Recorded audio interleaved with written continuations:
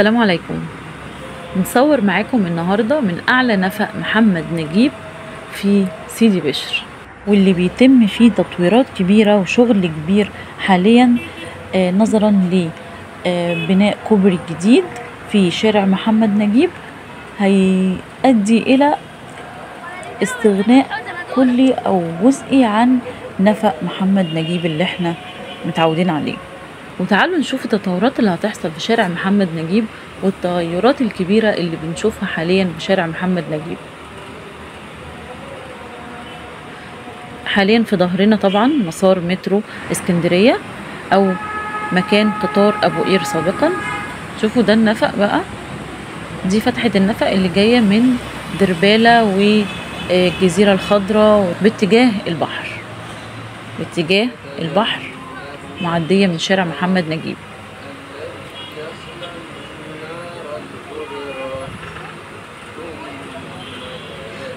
هنا بقى احنا في مكان الإشارة، فاكرين الإشارة اللي كانت في تقاطع محمد نجيب وعبد الناصر؟ يعني احنا دلوقتي اهو حاليا في التقاطع بالظبط بتاع محمد نجيب وعبد الناصر. الأول كان في إشارة هنا، تم إلغاء الإشارة حاليا لأن في أعمال إنشاءات لكوبري محمد نجيب الجديد أو محور محمد نجيب. زي ما بيقال المحور ده أو الكوبري ده واخد شارع محمد نجيب كله حرفيا. يعني زي ما هنمشي معاكم في الفيديو دلوقتي قدام هنشوف إن من بعد مكان تقاطع محمد نجيب وشارع عبد الناصر هنلاقي إن الشارع كله فعلا بيتعمل فيه مشروع الكوبري الجديد ده. وطبعا حاجة احنا مش متعودين عليها في اسكندرية، يعني الكباري دي حاجة مستحدثة في اسكندرية بصراحة.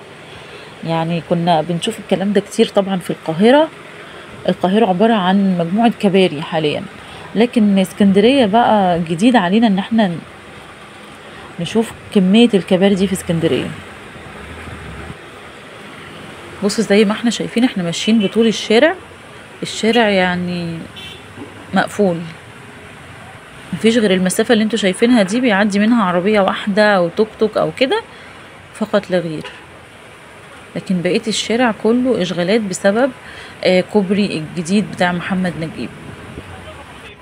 طبعا اللي عارف شارع محمد نجيب قبل المشاريع الجديدة دي والكباري الجديدة كان واسع جدا جدا، وكان يعتبر ميدان، ما كانش مجرد شارع، يعني كان المفروض ان هو ميدان محمد نجيب من ناحية البحر، وكان فيه زي صينية خضرة كبيرة وإشارة وكده. لكن حاليا لا، الدنيا متغيرة خالص، ومع الكوبري الجديد اللي على الكورنيش ده والكوبري اللي بيتم تشغيله حاليا أو بيتم إنشاؤه حاليا، يعني الشارع اتغير شكله خالص، وتقريبا المنطقة بالكامل بتتغير.